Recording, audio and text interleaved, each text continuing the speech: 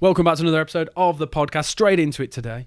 Happy weekend. Today, it's a laid-back episode. We have done no prep for this. This is going to be Tangent City. I've got Mike, the Arsenal fan, on. Mike, how are you doing?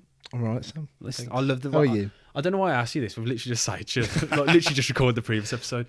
I don't know why. I don't even pretend anymore. Everyone knows now that we record back to back. But we're going to do an Arsenal episode. Was it always like hidden?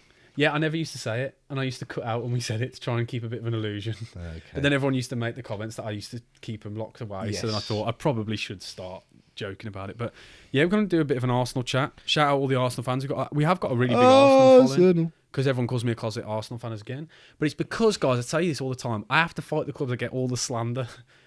I'm a closet Spurs, Villa, Wolves. Everyone says it all the time.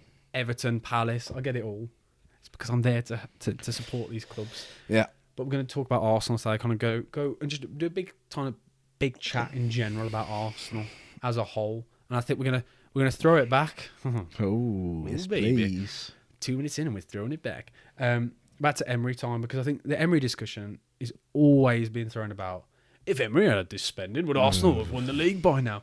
And all of this. And I want to ask you as an Arsenal fan, because it's very easy to say it. I could say it if I wanted to and push the narrative. But what do you make of the Emery Arsenal whole reign? What happened from your perspective? First of all, that's a very weird time at the football club. Obviously, post Wenger, it was always going to be difficult, no matter who came in, no matter what, because Wenger controlled everything.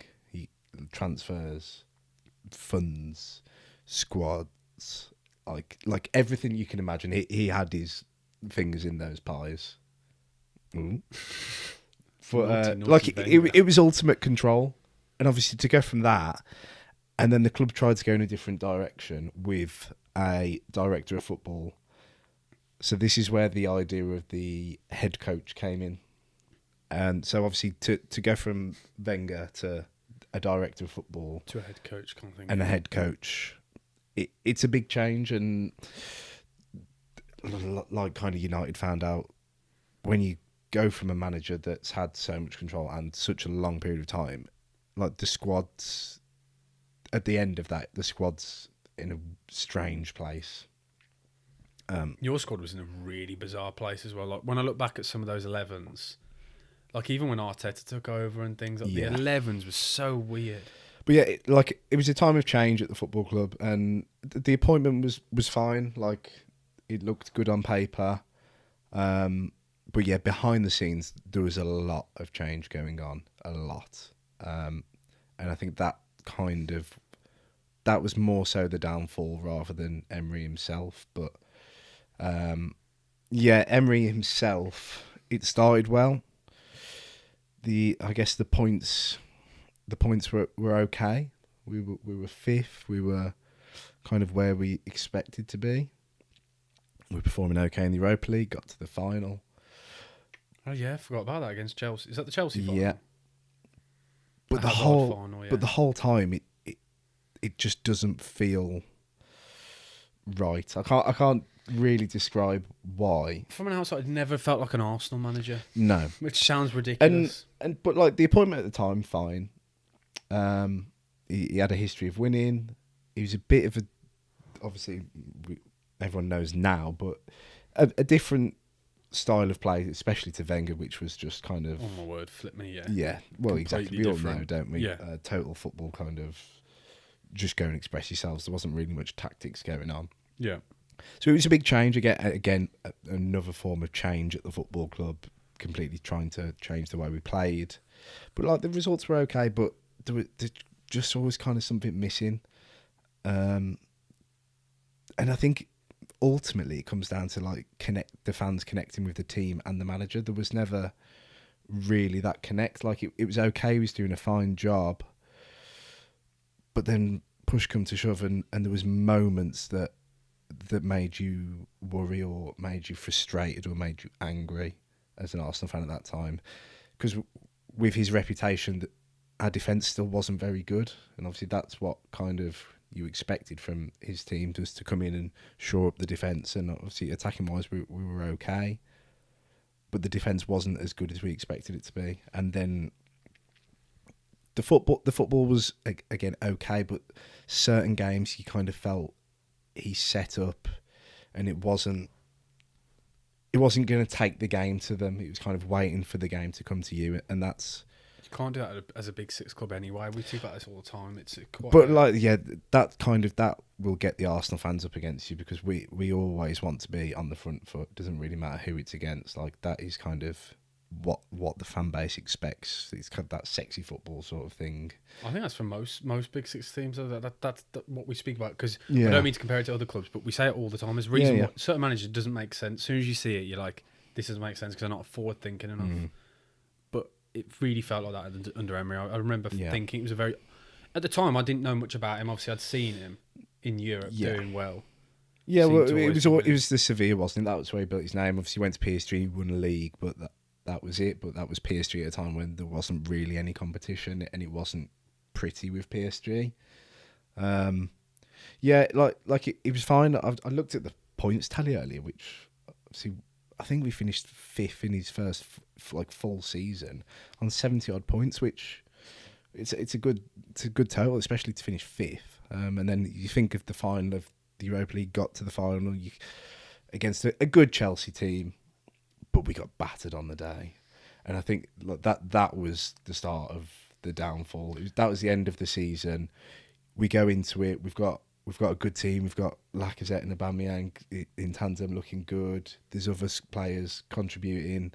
You've got a manager that's been there and won it multiple times, and then you get beat by your rivals, battered by your And rivals. it was Sarri, wasn't it?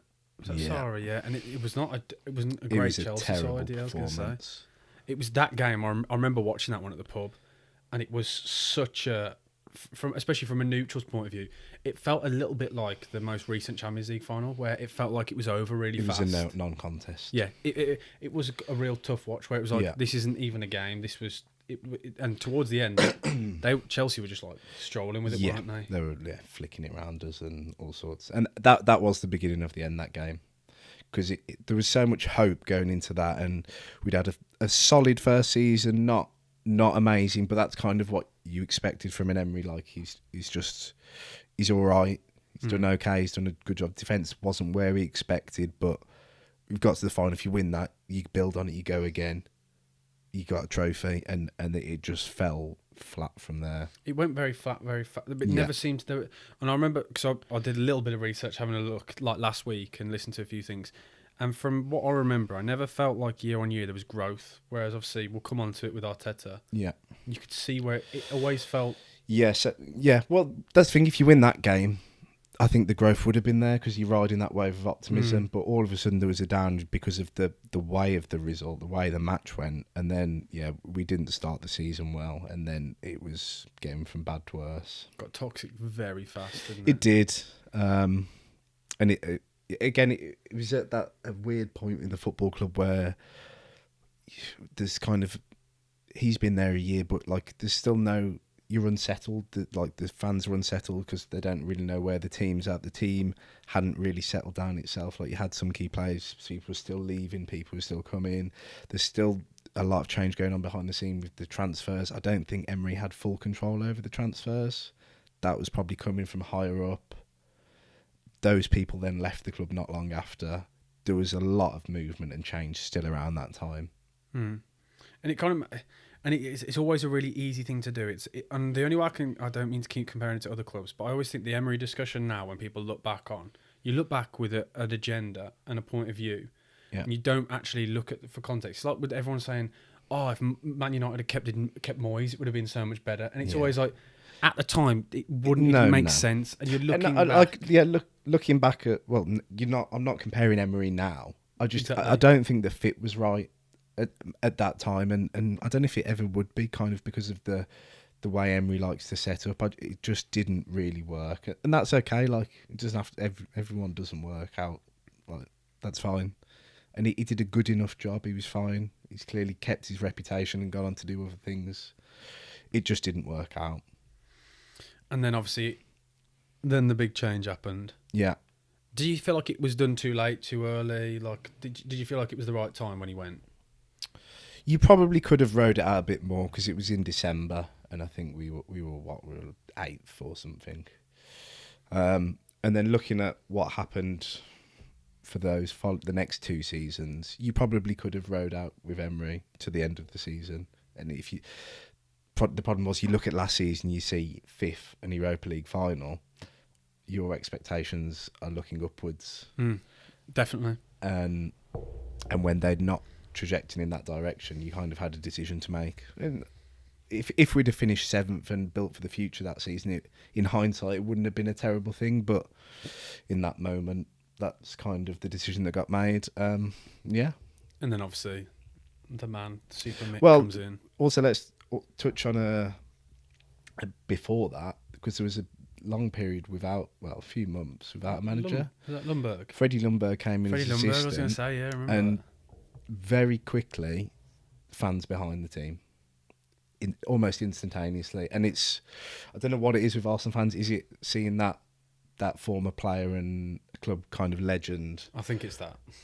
But do you know what else he did? What? Promoted youth. All of a sudden. Always good. Always good. We say it all the time. There's one way you want to get the fans on side. Whack a kid in there all of a sudden. Smith Rowe starts finding himself on the bench. Saka starts finding himself on the bench. Eddie Nketiah starts getting a few minutes. Reece Nelson. So fans see that. The performances, like Freddie Lundberg did actually a brilliant job as caretaker manager. He wasn't going to play expansive football. He shored up the defence. He put some youth players on. And we grinded out a few results, and all of a sudden there was a bit of optimism. It just felt better instantly. And that's no slight on Emery, I don't think. It just didn't work. But the fans instantly changed kind of their perception, their outlook, and it's probably a bit of relief as well, because if it's been so toxic and you're crying out for change, when you get change, no matter what the change is, you're going to get behind it. Well, and there was bad results under Freddie, but Arsenal fans are never going to be angry at Freddie Lundberg, are they? I know what you mean. I nearly did an embarrassing then tried to even compare it to how I'd see it, but I'm not going to do that. No, please go on. I think when Gary Mixon came in against Spurs. Well, that's and not. No, he you're not played, wrong. And I remember, I think we drew with Spurs away, and he came in just for like one game. And oh my word, the fans are all It's great, isn't it? Give him the job, And I think Raheem Harper was in and around the squad. Yeah. It was like, that was when, like, oh my word, It's brilliant. Youth player, old gaffer's come in. Coming out of a bit of a nasty period. And everyone just pulls together, don't they? I remember seeing it on Twitter, like, he's going to be there. And I was like, oh my word, it's happening. We're staying up. Yeah. We're going to be back at the top half of the table. But I know what you mean. But it brings everyone together, doesn't it? And youth is a cheat code. I always think youth is a cheat code. Whether they come on for 2 minutes, you get everyone on side. If you get the fans going, he's one of our own, then you've made it. You know you've got everybody going. Yeah. It's brilliant. Okay, then obviously Arteta. Arteta comes in December in 2019, I believe. What did you, honest, now looking Yeah. back, what was your original thoughts when he first came in as in Arteta? My original thoughts were, why not? And also, I don't know if this was kind of common knowledge. It probably isn't so much now as where that time has passed. But he was interviewed when Emery got the role as well. Oh, okay, I didn't know that. He was interviewed when Emery got the role. Obviously, he still hadn't he was still a Pep's assistant. And he massively impressed everyone. And there was internal conversations about, like, wow, he's kind of blown us away here. But they just didn't think it was probably the right time with coming out of Wenger and then going into a manager that's never managed a first team squad himself. I can understand why you didn't do it, because on paper that sounds But mental. so he interviewed at that when Emery got it, know that. and they were massively impressed by him. So knowing that when he came in and being where we were mid-table, why not? Let's give it a go with the reputation he had. Oh, because he was one of those managers that we joke about that. You know, the stocks are so high without even... Yeah. Well, the thing is, when have you ever really seen anything like that? Not really. I was going to say... The only one you can think of now is kind of Maresca, but still not quite at that. Because he dropped down to the Championship. It was kind of like when Pep Linders first looked like he was... Yeah. But then obviously he went abroad. He went to... Was it Leipzig? Yeah. It wasn't really like a... Who was the old Sir Alex one that did it? The Portuguese bloke? Oh, didn't he do it? But again... Andres Villas-Boas as well did it as well. Yeah. Steve Clark at the Albion as well. How did I forget that one? Alan Irvine at the Albion. I could go through... But yeah, like... Alan Irvine got mentioned. Yeah, that's wild. Everton assistant. He was Moyes' assistant, wasn't he? Yeah. Oh, what have I done? God. It's just ruined this episode already. That's Carry on, right. sorry. Talking about the big risk and about nobody's really done it before. Yeah, but yeah, at that time it was, yeah, let's give it a go. And obviously, like I spoke about with Ljungberg, That's just an email, sorry. I should put some my sound on. massive birds just I popped don't up know on why the that is. Yeah, I was going to say, yeah. It's an ad. I don't know what that is. Because you made my email sound mental then, and massive birds come up.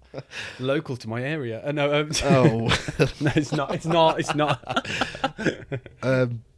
yeah. Like I said about with Ljungberg, though, you see the name, familiar face.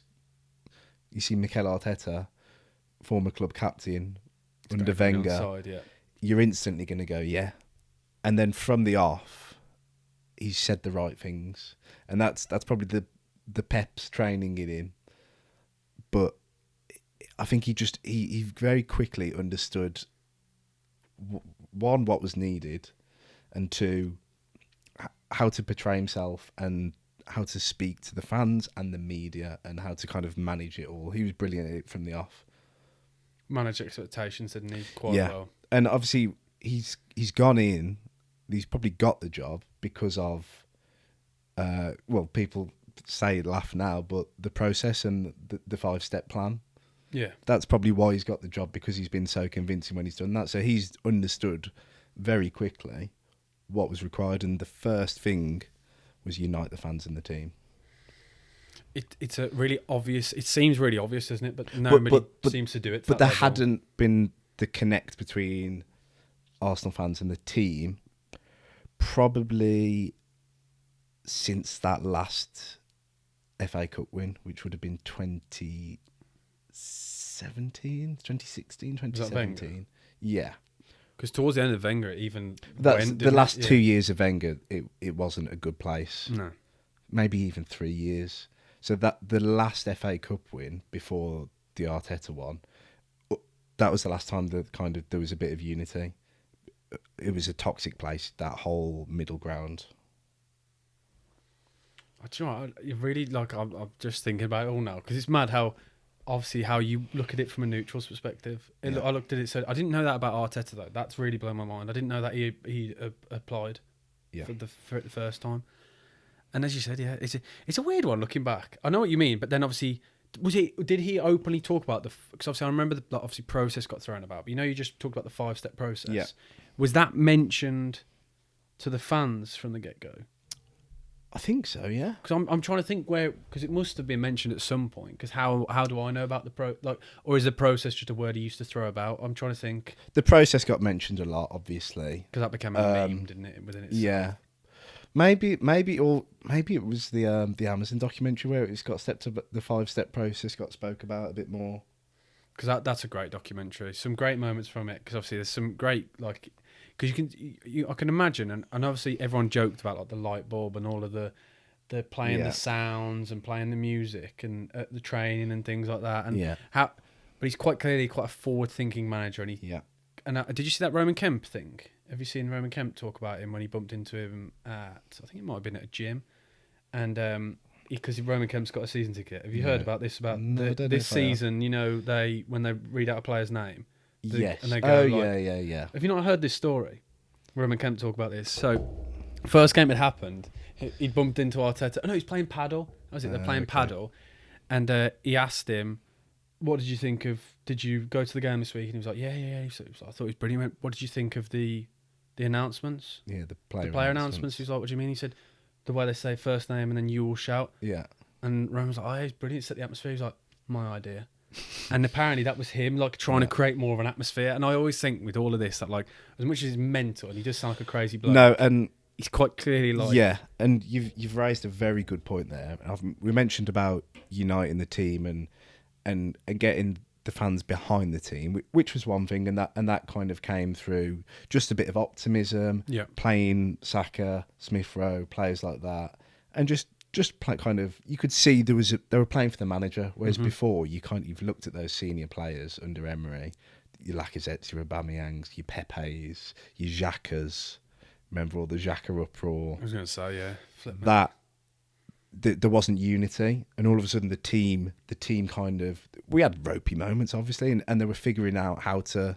David Luiz as well got a mention, like, because so many of those moments, the calamity Arsenal, you can picture it vividly. It's when Arsenal were like a laughing club, weren't they? Yeah, and we had those share of moments under Arteta early on, but yeah, he united the team, but then all of a sudden the fans backed him.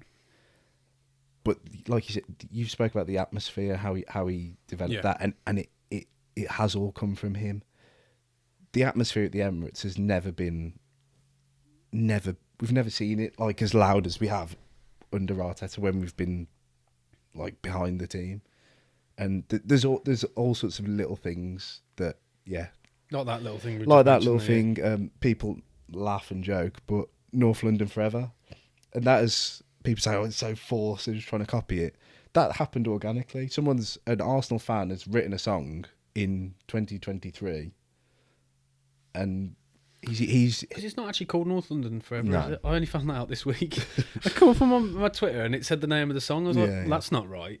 I was like, that can't be right. It's North London Forever. I was like, that's not right. But like that's just come about organically, and I think he's the one that suggested it. But it's not just in the ground as well, like to unite the team and stuff.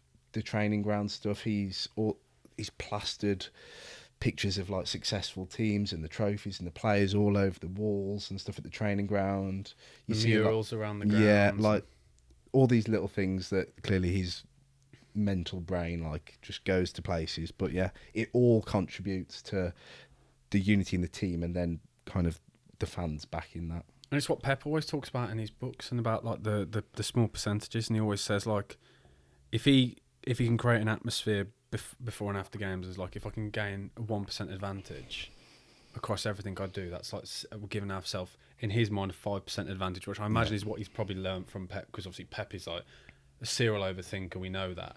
But like obviously they're so wired differently, and that's probably, I know obviously people don't like to always compare Pep and Arteta, but you're going to still have learned loads. Yeah, you have to, because of that's his, where he's come from. And Arteta, he gives a lot of credit to Pep, but he also says, well, his other main influences are obviously Wenger and David Moyes. So he's took bits from all of them. All winners, great coaches. Like a manager I know as well, he's learned from the best. Big up Ryan Mason. No, but you have to admit, some of the managers he's worked under, because he had a great career in general anyway. Yeah. Obviously, I forget all the time that he was at PSG, wasn't he, as well? He's at PSG with Celtic? Ronaldinho. Is it Celtic? Rangers. Oh, jeez. Sorry, guys. So he was at PSG with Pochettino, Ronaldinho. That's where he knew Gabriel Heinze from, who's obviously now assistant. Yeah. So like he's gonna have, like, you think of Barcelona, La Masia. He was in La Masia with Pepe Reina and as you do, people like I don't know if he was quite there with Xavi, but I think he saw kind of those lot there. It's mad, isn't it, when you think, so he's gonna have, like, when you look through his career, he's blessed with a lot of great managers and great players. He's going to learn a lot in general anyway. But then obviously to where it is now. Yeah. It seems, I know we've said it for probably the last... So let's not go to now straight away. Obviously people say, oh, he's had 6 years, blah, blah, blah. I always like to separate that into two. Yeah. So you've got 2 8th place finishes. Yeah. And a 5th place finish. Yeah. So I think separate those. The 5th place finish, obviously, that was the Amazon documentary. That was the bottling it from 4th, the game at Newcastle, Spurs getting... Oh, we watched that together, didn't we? Spurs getting top 4. Did we record a podcast 4. and go to the pub? Yeah. Oh, jeez, I remember that. That seems like yesterday. And obviously, to go from that disappointment... Yeah. The next season, you're in a title race. But are you expected to be from when you finish 5th, and you should be finishing 4th? So that 20, now we're talking about 22, 23, I think. That's the one that kind of sits in the middle. But the 3 before, I think... We're just progression. That's natural progression. You finish 8th, you finish 5th. And the whole time you can see the team getting better. You can see, and also, not just about separating them because of league positions, because of bringing his own players in and shaping, moulding that squad in his image, because the squad previously Oh my word. That was first, shocking. I think I saw it. It was one of your 11s against Norwich. And he's like Kolasinac in like a back five, and Yeah. it was Kolasinac, Holding, Bellerin, Cedric Suarez, David Luiz. yeah. It's an interesting 11. Mohamed El Neni getting a lot of game time. Big shout out to him though. Oh, we love Mo. Oh, I'm a big fan. We love Mo. One of my mates. Yes, so in fact, I said that there's that one that you can kind of balance in the middle, but no. So the 22-23 season, start of the season, that's when Zinchenko and Gabriel Jesus come in. So that's, and obviously Aubameyang leaves. So by that point, Aubameyang's gone. I think Lacazette's gone. Lacazette was the captain for a while though, wasn't he, on his own? He stayed after. Yeah, didn't maybe Lacazette stayed for a bit. He stayed for like a season, I think, didn't he? So Because he had that bit when he became the main man. yeah, It's when he went I full think Baldy. Had Pepe gone by then? Didn't as he go well? full Baldy at that point? Yeah, Full Baldy, locked in, tucked his shirts in. Like, No, yeah. So he stayed locked for that in, didn't season. he? Yeah, he locked in. I think Pepe had been loaned out, I think, by that point. Probably. So he's got rid of the deadwood almost. Tierney, that was Tierney in the snow that season against the Albion. Yeah. That was COVID, wasn't it? COVID was the The one after one. the second COVID season was when it was just Lacazette up top. Wasn't that the snow? No, that's 21-22. Is that 21-22? Okay. Because I'm thinking about the Yeah, Albion yeah, game, yeah. sorry. Okay, I get So you. then, yeah, start 22-23. So 21-22 finished 5th. Yeah. 22-23, that's where you sort of see the squad and the team being made in his image. And good football. So you've got Zinchenko, you've got Gabriel Jesus, you've got Ben White, you've got Saka who's now coming into his own, you've got Smith Rowe and Nketiah contributing, you've got Martinelli who's growing into a first team player. Yeah. You start seeing the inverted fullbacks, we start playing good football, you're right. That's when the real feel-good factor hits. Yeah. Saka's starting to elevate his game to new levels. And Ramsdale in that. wouldn't it? Ramsdale, yeah. And then unexpectedly, you find yourself in a title race. And I think that's... And this is still the point where I think you're probably the youngest team in the league. I think you were, because that was Yeah. that was one of the not So excuses, but that's, I reasonings. think, when you can start... Well, I think that season's kind of a free hit. And you end up finishing second and being in title race. So that's at the end of that season. That's when the noise starts. Let's say the outside noise, because kind of internally, from my point of view anyway, it's always a united front. That's probably not reciprocated across the whole Arsenal fan base, as it wasn't at the start of Arteta's reign. But I also think it's because it's such a big fan base anyway. There's always going to be. You can have the stupid ones on Yes. shouting on whatever you call it. Yes, we everyone knows if you've listened to this podcast before, we're not a fan of quite a few of those. Well, just most people that you see online related to toxic. Arsenal, to be honest. Yeah, it's toxic. It can get very toxic, and we talk about it all the time. It's because, and I have this relationship with the Albion and making content. You know, if you want to get views, if I go and sit and shout in front of a camera, Yeah. you'll get views. I know for a fact, and I have a lot of very. I can see how it happens. Flip me. Yeah, because the numbers just go. Honestly, it's mental. If the Albion lose and I make a video, it will do at least 5 times the amount of views. So God knows if it's for Arsenal. Yeah. Because all it is And the shouting. And the, opposition fans who come in just to laugh at you in the comments. Yeah. Imagine if it was Arsenal. It's probably tenfold. Like the kind of. So I understand how it happens, but obviously it's really not good though for the Shed United front. But and it was around that time that because of like the up and coming nature of the team and the changing, and there was a lot of. I don't want to. It wasn't the case that there was like a lot of people not going to games, but there was more tickets available. I started going to more games. You start seeing younger people more and more around the stadium. The atmosphere starts building. The Emirates starts getting louder. That all kind of helps propel the team. And it snowballs, doesn't it? And it snowballs. And like, yeah, so that's where from going to games. I say the United front. Every time I went to a football game at the Arsenal, I didn't want to see any around that time. I didn't want to see people like getting on the team's back, because there'd be games when we would go behind and we'd have tough moments, and every time we went behind, get to kick off, massive roar, big roar from the crowd. That I'd never seen that at the Arsenal before. In fact, I'd never seen big roars full stop. Maybe the odd Champions League game, like with Walcott, when you're playing those big games and the goals, but there wasn't really too many moments I could think of where, for sustained periods in the games, the crowd is up, and that was always the case during that kind of time frame when the team was performing. Yeah, I get you.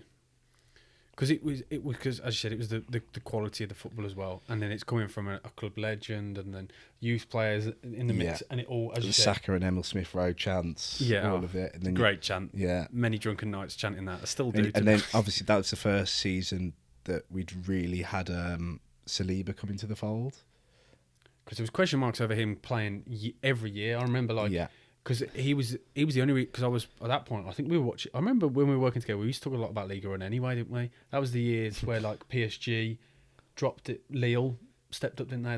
That in around those kind of years. It was those few years where TNT had it on instead of Serie A. So I remember I was watching a lot of it, and I remember the noise coming from Saliba. Yeah, it was crazy from that league. because we spent 30 million on him and just sent him out, and then we hadn't seen him play for 2 years. And he was didn't he get Player of the Season? He got Player of the Season on his second loan spell, I think. Yeah, and obviously he came in and was just this monster. Was it Palace the first game? And also we'll mention Gabriel as well, because obviously Gabriel was at that club through the whole time. I think he joined in 21 maybe. But he joined very young. People don't realise how old he was. I think we bought him when he was 20 or 21. So during that time, he was playing alongside David Luiz and Socrates, people like Holding, some players, Kolasinac. So he'd never really settled. You could see he was a good player there, but people always used to say about his mistakes and he was rash, or all of this about Gabriel, which no one says anymore because he's grown into the player he is. Yeah. But yeah, when Saliba came back and we started seeing that partnership develop, and also it can't be understated how important Ben White was to the development of this team and the defensive unit. Yeah, he's just kind of. I know I think he got a knock, didn't he? That he pulled up, didn't he? I think he's pulled his hamstring, which is not good. But he was the main man. We remember he was England brilliant. discussions. He was brilliant for us. Cannot fault him. Yeah, because do you remember how long it was that when he fell out with the whole England setup? Yeah. Everyone was like, "What the hell are we doing? This is our best right back." And we got Trent and Reece James at that point, and he was the one that everyone wanted. It's mental, isn't it? Looking back now, but then it's crazy again how you've then had another transition. I don't know whether you still want to touch on anything, but now how he's gone.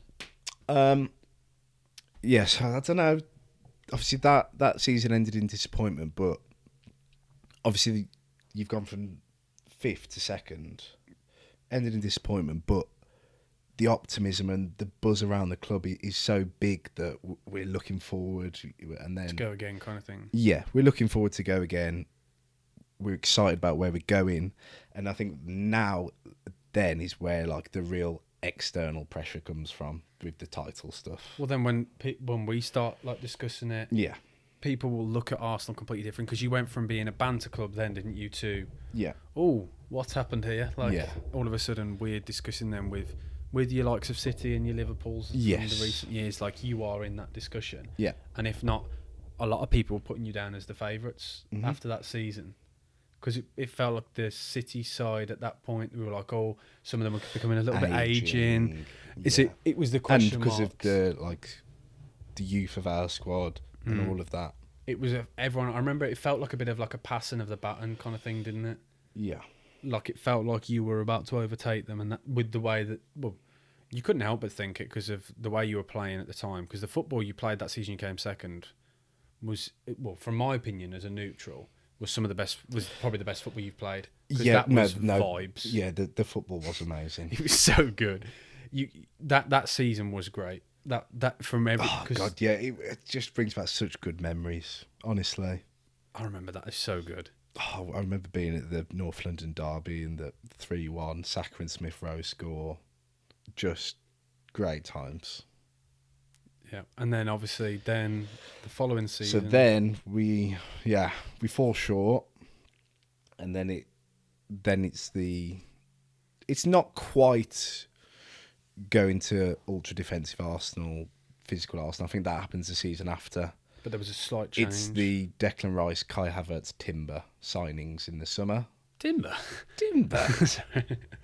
But obviously the Declan Rice signing, you spend 100 million on Declan Rice, and all of a sudden, whoa, the buzz is there, and then there's that added bit of pressure because you've signed £100 million player. And the Havertz signing was huge. Havertz, big signing, yeah. You signed somebody from Chelsea. Yeah. Not like normal where you sign them when they're 30, 32. Yeah. And I know there was obviously a weird narrative around Havertz anyway, but this was the bloke who the season before, or maybe the year before that, had won the Champions League. So it was kind of like, it was a bit of a statement signing because Arteta quite clearly wanted him and saw something. He'd identified him, definitely. Because it was the Xhaka went, didn't he? Granit Xhaka had gone that season as well. Yeah. Because Havertz was... Yeah, so again, there's kind of a bit more mould in the squad. So I've got it here. Balogun left for a bit of money. Xhaka left. Pablo Mari. I forgot about him. The slowest man I've ever seen, by the way. So these are the Tierney, Holding, and Tavares leave as well. Tavares played really well, other than everywhere other than that's kind of more. It's another stage of Yep. kind of culling the squad and making it his own. That was the final one for me, like the final one where it felt like you got rid of all the not dead wood. That's probably a bit harsh. But in comparison, from where you've come from to where you're going, it's the final bit of the last. Yeah, it's like you've split up with your ex and you finally got that last, getting rid of the last bag of clothes there. Like you're finally moving on from what your Emery had left you with, basically. Yeah. Because some of those names you just mentioned. Pablo, honestly, the slowest man I've ever seen on a football pitch. Yeah, not great. And I thought again he was going to be great because he got a great name. He sounded like a great defender. Silky Spanish centre back. And he was everything but that. Yeah. But then, obviously, then you've got the big one really. And what do you, when you said the big one? How do you see the it? title race, the being ahead for so long, and Man City chasing you down. But like that's, as it stands, that is the opportunity for Arteta to win a title. That's the one where it hurts, because the one before it was good vibes. We didn't really expect to be up there. We found our way up there, and then Man City beat you, and you go, fair play. It's Pep Guardiola's Man City. But you've got the experience for the next one. That's the thing. And you've got the squad that's been there. You've got Jesus. You've got Saka. You've now got Declan Rice and Kai Havertz. You've got Gabriel and Saliba. You've got Ben White. David Raya as well. Brought in David Raya. Oh no, sorry, no. There was 2 starting keepers. Sorry. Yes, there was 2 starting keepers. That was mental, by the way. I remember having a discussion on the podcast about that. Going, what is he doing? No, and I was like, no, he can. And there was the Champions. He started the one game and then played in the Champions League, and then we just never saw Ramsdale again. It was just... And I feel bad for Ramsdale because he was good for us, but obviously it's that ruthlessness of Arteta. Raya's just a different level compared to him. I've said it already. I think Raya's the best goalkeeper in the league now. I think. He is. Look at the clean sheet records and stuff. Like, it's just before mental. your last 2 games, he had more clean sheets than appearances in the league. Ugh, wild. Sorry, not appearance. Sorry, sorry. That's impressive. Sorry, that's impressive. Just as I said it, then I meant as goals conceded. Sorry. More clean sheets than appearances. Yes. As I said it, I was like, that doesn't sound right. That's not the stat. And then silly, very silly. But yeah. And then obviously, it didn't work out that season. No. But this is where it's obviously frustrating, and obviously that was the one where you think, it could happen, and we're in there the whole way, and we've led the league for so long, and we look brilliant. But like, people are going to want me to go, bottle jobs and all this. That's what people want to say. But my point of view, might not be the point of every Arsenal fan, but you've got beaten by Pep Guardiola's Man City. Yes, we should have won the league. From where the position we were in, we should have. But we've been beaten by a brilliant team, and we've scored our highest ever points total in the Premier League on 89 points. I do, but on to the point, I do understand why some Arsenal fans were annoyed at that point, Yes. I can see. I I can. can see exactly why, because there was a bit of a And- split, wasn't there, at that point then? Because a lot of Yeah. fans were like, well, if it's not happening now, Yeah. because like you just said there with the points tally, on the flip side, that was a point where this is the peak. We're not Yeah. repeating this. That Yeah, was yeah. like a lot of opinions, wasn't it? Yeah, yeah. And I can remember thinking And at the time, that can be evidenced by the following season, and I could, which is a solid season, but you're nowhere near really. and I understand. I do fully understand those fans. I can see from both. I do, yeah. It's just so tough. I mean, again, apply a bit of hindsight. Like, look at it outside in. Yes, the opportunity was there, but you've still got a young squad. You've still got a manager that's learning how to deal with these situations. Like, these are things that don't come easily, especially for young squads and young managers, and that just lack of experience. It was the lack of experience that ultimately lost the league. It was you look back to games where ultimately if it was just managed better, or a bit more emphasis, a bit more belief. Yeah. But people like to point the finger at Arteta. I think it's equally got to go to some of the players. You think of great teams, winning sides that have won trophies. Players step up to the plate. Superstars step up to the plate.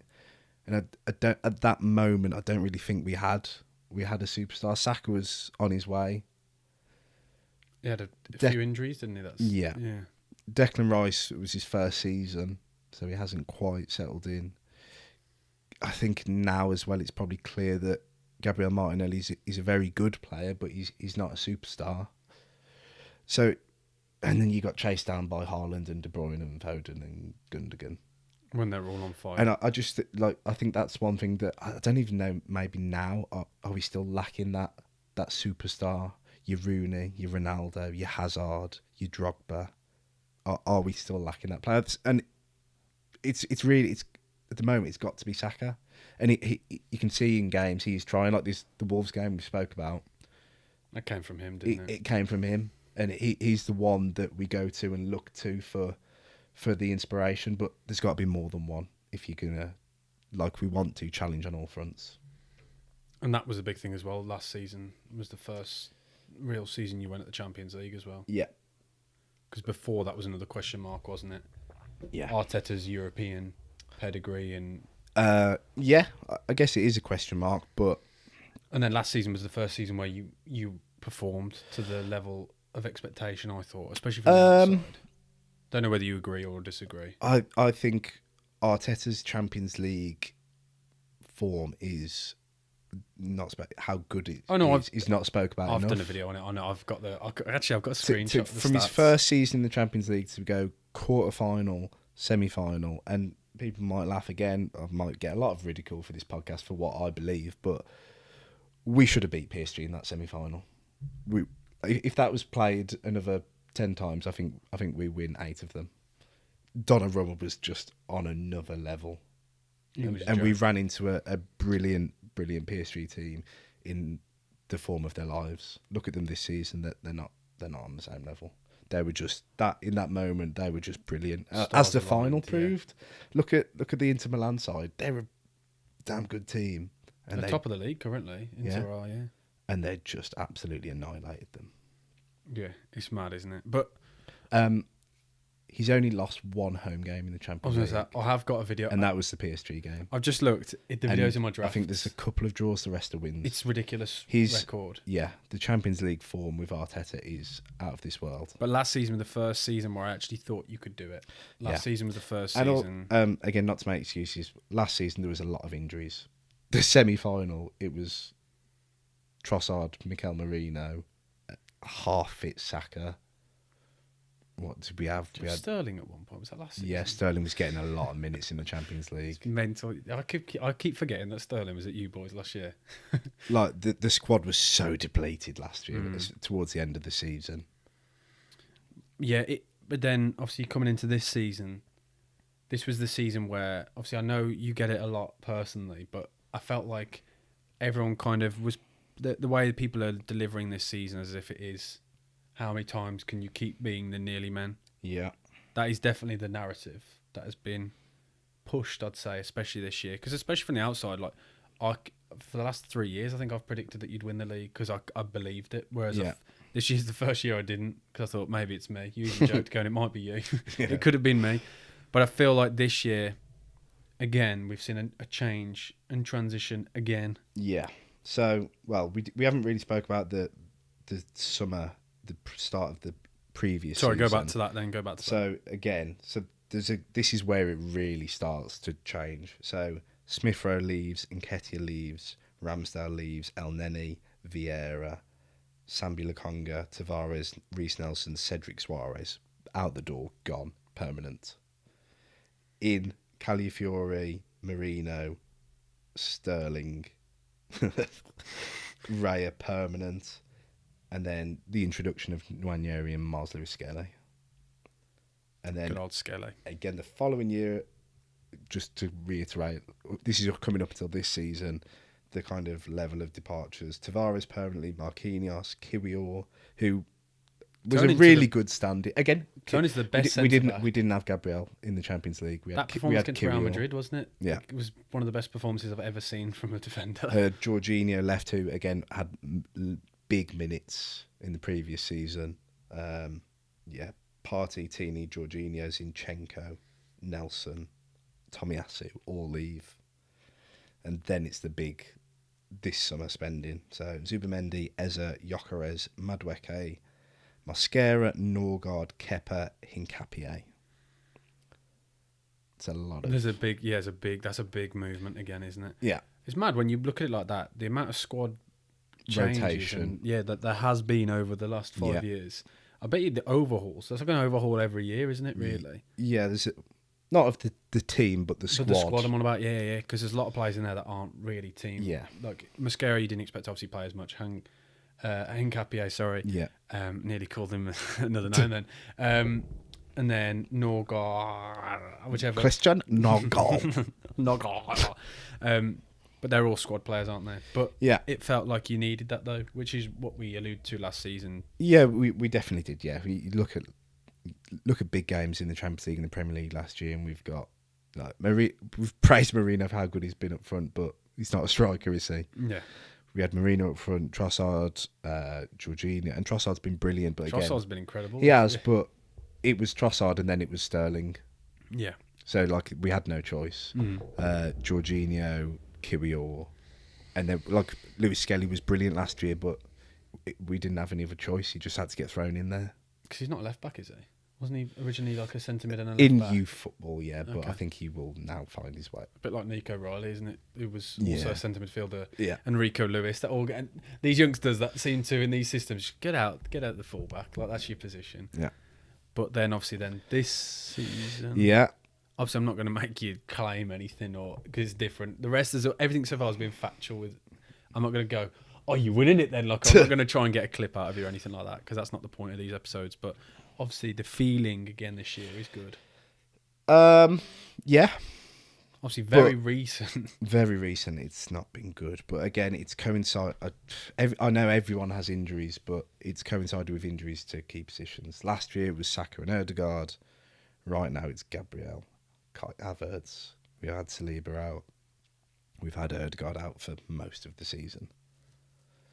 Everyone has injuries. Up until now, we've dealt with it very well. Start of the season was brilliant. The blip in form has coincided with those injuries. But the Well, most importantly, with the Gabriel injury. But would you agree the difference is this year that the blip in form is in performance is not so much actual results? I don't think the results have been horrific, have they? No, they haven't. That's what I'm saying. But the like blip this is now the bar, isn't it? And externally, you're expected to deal with it. Internally, yeah, as long as you're getting the points at the end of the day, because you're not losing at Chelsea away. it's It's okay. still a blip. You've still beaten the Wolves. Yeah, so It's a blip, but it's not. yeah. It seems Like I'm speaking of this, and I was quite damning in the previous episode about the still won. the Wolves game. which yeah, I understand. we did win. But from an externally, I'm saying like you've gone into to play So no, Chelsea. the blips are the Wolves' performance, the Villa game, stung by a last-minute winner. Yeah. Like I don't think we deserved to lose that game, but I'd say we Villa didn't probably deserve to win. yeah, Villa probably had the better of the chances. Yes. But I know what you mean. Like Villa probably, I personally say Villa just about. Oh, geez, slightly edged it. But I can understand from your perspective. Yeah, you'd look at it's it a last differently. minute winner. You're frustrated. The Chelsea game wasn't good enough, but you've escaped Still. with a point. The Sunderland game, Oh, geez, I forgot about the Sunderland game. Yeah. we should have won. That's unlike us to concede like that late on. But again, But that's two instances, the Villa Yeah. game and the Sunderland game, and it's all come in this little patch of games where hopefully it's just a little blip, and it's because of the amount of fixtures, and like Arteta said, get them training, stamp those habits out. yeah. But we will see. We need to bounce back. And have you got a tough run coming, or? I wouldn't say tough. We've got Villa at the Emirates on the 30th Oh, geez, yeah, of 'cause I forgot December. how fast that comes back round. I think we've got Everton and Palace in between. 30th of December. I'm going to write that on my calendar. Is that what? So now you've dropped points in a few games. I think we should go out to watch that, by the way, again. Oh god. Would you do that again after that? Now I think you've got to put 3 wins in a row. You've got the one Definitely. with Wolves, and but again, we haven't spoke about the Champions League form has not blipped at all. Yeah, that just carried on. We've The won every performance against game. Bayern, especially, was huge. Yeah, That was the the one Bayern that win everyone was was. brilliant. Yeah, because I was watching I think the Albion were playing that night, so I didn't get to watch that, but I was keeping up to score. Yeah. And you said like the performance was incredible, wasn't Yeah, it? absolutely superb. And I thought, and I love Company for this. The way he was like, they beat us, they were better than us, Yeah. but I really want to play them again. Yeah, And I did like that. I really did. but I thought that is what we need. This is like that just shows you the levels and the respect towards this Arsenal because side. they were the team that beat us in the quarterfinals. Yeah. in the first season we were back in the When everyone Champions thinks League. back to Saka with the corner and things like that, wasn't Yeah, I it? was there. Oh yeah, you were there. I forgot about that. So that wasn't even me on the wind-up. I'd forgotten about that. I was about to go. That was that game, wasn't it? Yeah. Yeah, you'd went to that one. Jeez, yeah. Jeez, that feels like It's a long time that ago. feels. Yeah, Yeah, yeah. Wow. Jeez, yeah. I'm just thinking of all different memories now. I'm thinking about your away day trips in Europe. We don't need to talk about that. No. The chip gate. Oh, sorry. No context going to be given there, guys. But then obviously then you're going forward now this season. It does feel like, again, Yeah. there's been a real shift. Well, in- now the narrative is he I am- has to win something. Yeah, definitely. I am listening. So I'm just putting my phone on charge because Okay. I've just realised that my notes, I've got 1%. So Oh, okay. carry on. I am listening. Well, It has to. And do as you well- think it has to? Obviously, I can't really say. Everyone externally says has to. Now I'm back on my So phone. do you think? I think do he you has to think win- if he doesn't win the Premier or the Champions League, do you think that's it? There's no way forward for Arsenal under No. Arteta. So I think, and because of the way, and I think this is I always think it's really interesting, especially when you're asking a person who doesn't. I look at football completely differently to a Big Six fan Oh yeah. because of the way my mindset will be. But like, no, But actually, from an it's true. outs- If you ask the rest of them, they'll just go, yeah. But Yeah. my logic would be, from an outsider's perspective, the only time now, I think you've got to win something. I don't think it has to be the Premier League, it has to be the Champions League. You need just Just something. to get over the line. In Just something just to top you along. Yeah. It's like, the way I could describe it and the way I'm like thinking in my head is like, you quite clearly, like, you just need something tangible. Yeah. Yeah. Just to go, to just push people back slightly and just go, it's coming. Because I can get why fans would say you need a Premier League or Champions League because you have been there Yeah. now for 3 years. yeah. Maybe even, was it 3? Yeah, 3 years. 3 years. 3 years you've been there and you've still got nothing from it. And there's only so long you can keep going next year, next year. But When you're in the discussions, especially because in that time as well, and I can understand why neutrals think this, the Liverpool title win last year, when no one thought they were involved, yeah. which is why I think he needs something. It doesn't have to be Premier League or Champions League. He just needs something, I think. I think there has to be something tangible because there's only so much you can... The 5-step process is brilliant, and I completely Oh understand no. why it's good. Oh no. Okay. So let's touch on the 5-step process realistically now. We are in step 5. Like this is so. Step 5 was challenging on multiple fronts for Yeah. trophies, But- across Europe. Yeah, which you So are doing. we are in step 5. But so it's the how long... completion. Yeah, That's the completion of the it's process. just how long can the step Yeah, 5 be but on? Do you know what I'm trying to say? for- That's for the way I me- see it. As big as Arsenal are and global all this, we are not Manchester City. We are not Chelsea. City. We're not City. We're not Chelsea. We're not Man U. We do not have a history of pure dominance. We've got brilliance in patches. Mm. Look at Wenger. Like, how long was he there? It's not a haul of trophies.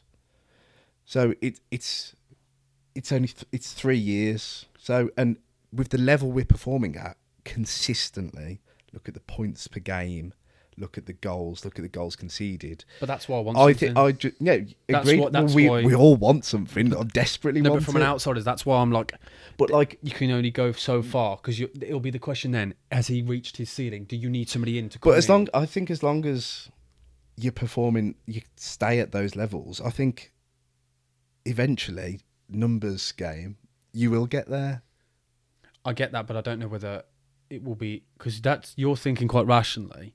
You got to remember, about the rest of the fan base, people need something tangible to keep the rest people going. Of the fan base won't agree And I with think, me. and the media narrative and things, I think you need something tangible because as much as I get what you're saying, but football's so cyclical, and we speak about it all the time that things change so fast in football.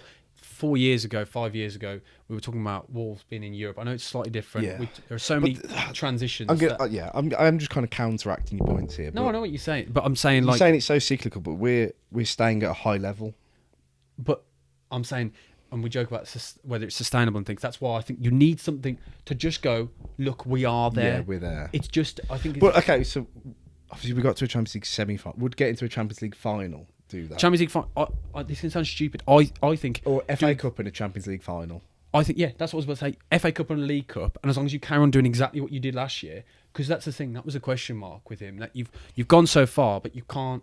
How have you've not picked up even just something on the way? I know he obviously did right at the start. I think you need like an FA Cup or a League Cup, like just on their own. Just at least. The problem is at the moment with the current state the team's in, we're not going to be targeting FA Cups and League Cup. If it happens, or if we get through rounds 3 to 5, because you should have done better in the League Cup though. Really, last year, that Newcastle loss, like you really like the squad is good enough that you should be able to mount a proper. That's what I'm saying. The kind of the cups at the moment, they're kind of again, and we're in the quarterfinal of the League Cup again. Soon. Yeah, but the cups at the moment, it's a chance for rotation. If we get through, we're through. Like, it's obviously taken very seriously, but it's not full strength.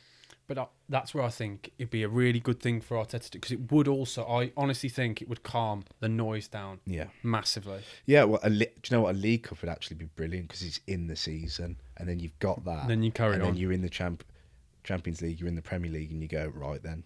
Because that's what it did for Newcastle last year, didn't it? Like they went on a crazy run, didn't they? Like leading up to it, the feel-good factor that they'd had. You got Guimaraes crying to the crowd and things. I just think it's just something just to kind of quieten the noise down a little bit, because that is the question, isn't it? About because football now, and I say this all the time, it's really weird way we look at players, because we discuss it all the time. There's podcasts like Grealish and players like that. We discuss about trophies all the time. Trophies is that in the modern day means so much more. Yeah. That I think it would at big clubs. Yeah, so I do think, because like I spoke to you about it briefly yesterday. I think this whole narrative that football is everything. We like to belittle Tottenham before that they got their thing, and people like poking fun at Arsenal and all this. But ultimately, football isn't just about trophies, because there's only one trophy in each respective competition. Is that to say, like, well, Brentford haven't had a good season if they finish 10th? Of course they have. Yeah, it's the context, they just haven't. Isn't it? But when it's Arsenal, just and it's the nature of where we have been, I understand it. I just think you need something. I'm not saying you need. I'm not going saying, oh my word, you have to win the Premier League. You have to win the Champions League. This is what everyone says, though, isn't it? I think you need a trophy at least. Like, don't get me wrong. I think you need to win a Premier League or Champions League soon. ASAP. Yes. Because the longer you leave it, the more and more pressure and the more and more it builds. Obviously, the squad is where it is now, and we're not the youngest team in the league anymore. Saka is growing into one of the best players in his position in the world. Declan Rice is the same. He's one of the best players in the world at that position. So yeah, the squad is ready to do it. And again, a lot of stuff gets poked at Arteta, but I think some of the players just have to take a bit of initiative. And Declan Rice showed glimpses of that last year. Saka's shown it. Who's the other one? Yeah. Someone else just needs to step up and kind of make themselves count. For at the moment, it's been Trossard. Well, the thing is, I saw a really good article on it, what Trossard is for your team now. Like every title winning side, there's always one player who chips in with about 10 goal contributions, who's massive in the season, but within 10 years' time, everyone will have forgotten the impact that they had. Yeah. And it was a joke. And I'm not saying that. This No, is what you're not saying that. But people everyone was have like, forgotten somebody was like, he's like Trossard. He's like the Victor Moses of the Chelsea Antonio Conte. Like somebody that steps. I think up. that's been a bit of a disservice to him. No, that's what I'm saying. Yeah. No, but I'm saying that there'll be somebody who you don't expect Yeah. that will step up and be as important. And I think Trossard stepped up massively this season. Like I didn't expect him to be as good and as important. He's to ever you. dependable. Yeah. Okay. Then you touching on then. I think this is the perfect little segue. Then you talking about the current players and the level they're at. I want to go back and I spoke to you about this before. So Yeah. you're not being. I'm not coming at you from a sideways. I want to ask you then. How many of the current Arsenal 11 would get into the Invincibles side? Yeah. So I've got the 11, and we're not going to do those stupid ones where I'm going to say it's Vieira or Rice. Yeah. We'll go through. So I've got the 11 here, the most used 11 in the 03-04 season. So we'll go through, and we can kind of Position discuss by each one. position. So in goal, Lehmann. I think there's a really good argument for David Raya. Would you have him in then? In fact, do you know, yeah, I am going to put Raya in. I Because would. the level of clean sheets is kind of unheard of. And And obviously his distribution, his claiming from crosses, yeah, he's just been out of this world since we Lehmann was signed him. brilliant at the time. Lehmann was good, but Lehmann was also very rash. And there's an argument that as, David as Raya. evidenced by his chainsaw story. But there's an argument that like Raya's the best goalkeeper on the planet. I don't think there was for Lehmann at the time. Nothing against Lehmann, no. Okay, then over to we'll do the back four then. Left Yeah. back. We'll start off with left back because I feel like It's Ashley Cole, yeah. Ashley Cole. Yeah, centre back partnership. What would you go for then? You've got Campbell and Torre is the Yeah. Sol Campbell, definitely. yeah. Kolo Torre was brilliant for us, but for the sake of this exercise, I'll probably you can Gabriel or Saliba. I really don't mind. I'd probably go Saliba, but I know obviously. Sorry, Gabriel. Sorry, but not. I think Gabriel's stepped up. Well, Gabriel's left-footed, Sol Campbell's right, so that makes a lot of sense. There we go. Nice Oh, sense. you've And done that Arteta well. likes that. There you doesn't he? go, and Likes you've the just right and you've left. kind of like helped yourself there. So you haven't actually given a proper Yeah. answer. You've just used the left foot as an Yeah. excuse. Okay, then right back, Laurent. Oh, that's a tough one. Timber's been brilliant, but It's an interesting one. what would you say for right back? It's not my team. I'm. You got to remember, I'm also. A massive recency I am bias. horrific for recency bias. I'm going to put Loren in for now, Yep. but might be subject to change. Yep. Okay then. And obviously they played more so a 4-4-2 than anything Yeah. really. We'll carry on that formation. Yeah. Pires on the left, Yeah, over Martinelli. definitely. And yeah, over Trossard. I was going to say. Then midfield 2, Yeah. Gilberto Silva and Vieira. Yeah, well, obviously Vieira's in. And then who would you get in with him? Because you got a choice there. You can either whack in Zubimendi. Let's Or put Rice. Declan Rice in because, yeah. He's the better player. As much as Zubimendi Yeah, is- and Gilberto Silva was awesome, like really good, but he was a very simple, knew his job, knew his role, kind of that type of player, whereas Declan Rice can win you games on his own, as could Patrick Vieira, so both of them. Okay, then on the right-hand side, Oh, no, don't make me do it. Freddie Lundberg Don't make me do it. or Bukayo Saka. No, I can't. So for context, listeners, I can't. that's his favourite play. He dyed his hair to look like Freddie I Lundberg as a did. kid. So what's your answer? I can't. So you've got nobody on the right. No comment. Yeah. Who's You got Nonny there? Nani Madueke. That's going to go in the clip, and I'm going to clip all of it before. No. Who would you pick if you had? If I, No, you're not going to Sam. answer. No, I get it. That's fine. I can't answer. Okay, then I'll answer for you. I'll whack in Saka, and then It's Thierry Henry starting. yeah, your front two, Henry and Bergkamp. Yeah, that's not changing. Yeah, I was going to say if you've got in there, Havertz and then Gabriel Jesus. Gabby Jesus and Henry. So that do you think you've got that in confirmed then? Because so your 11 would be David Raya in goal, Yeah. Ashley Cole, Sol Campbell, Gabriel, Loren right back, then Pires, Rice, Vieira, and nobody on the right. No one at all. 10 players, so nobody on the right. Yeah. You've got 2 of them fighting who's wearing the bib. Yeah. One of them's running the line, they haven't decided. No, so what's happened is Freddie started, Saka's gone to come on and they've had a punch up. So they've both been sent off. So you should actually have 9 players then. No, because he didn't No, I'm make it joking. onto I'm the only pitch. joking. Yeah, so you've now lost Bergkamp because of the red card. And then you got a front 2 of Bergkamp and Omri. Yeah. That's ridiculous, that team. See, I honestly think there's more of a... there is a discussion No, for and it. there's an argument for Timber. I still think there's an argument for Saka, personally.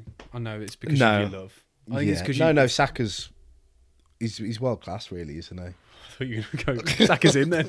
I was like, I "Go on." can't. I will not say it. No, I thought it would be the case. But that says enough, guys. The fact that he won't say Lundberg backs up the fact that he knows deep down Saka's better, but he doesn't want to say No it. comment. Exactly. More than you'll ever know. That's how much he loves him. More than you. Anything else you'd like to mention before we finish up? Because I think that was a really good episode. Don't know. Have you done everything? I think so, yeah. I think we've done everything. Okay, then, big question. What's your favourite Arsenal shirt of all time? Where's this come from? I don't know. It's not even from the club. Not just 'cause I'm wearing it. I've been after this for so long, and this is the one that they were wearing when I first kind of started to support Arsenal. When I first decided I was going to support Arsenal. Freddie Lundberg in this, the Dreamcast 2000-2002 kit. I think this is it. That wasn't even going to be a clip. I don't know why I asked you that. It just my brain just went instant like to football shirts. Yeah, I do think that's an iconic sponsor. it is. When we play a sponsor game, I'm going to make it a bit harder next time. I won't be whacking in something like I reckon I'd get it from just like half the D. that. You'd get it from the D. Well, that might be the perfect ending to the podcast. Thank you guys for listening. Up the And Arsenal. if you want us to do another episode, I know a lot of people have asked for it, and I think especially now that they're in a title race, I'm going to get Joe on for an Wow. episode. Because I think When they've won the league. when they've won the league, Yeah. we'll get Joe on for a Villa episode as well. And if you know of any fans from any clubs up and down the country that you think would be good, I could potentially get them on to do an episode. Zoom call. I'll do a little Zoom call or something like that, just to mix it up and do that on the YouTube channel or something, because I know you like this. Thank you, Mike. That was an enjoyable episode. Thank you, Sam. What he's admitted is Bukayo Saka's better than Lundberg, and Arteta has to win a trophy or it's over. Get him out. I've got the clip. Thanks for listening. We'll see you next week. Peace.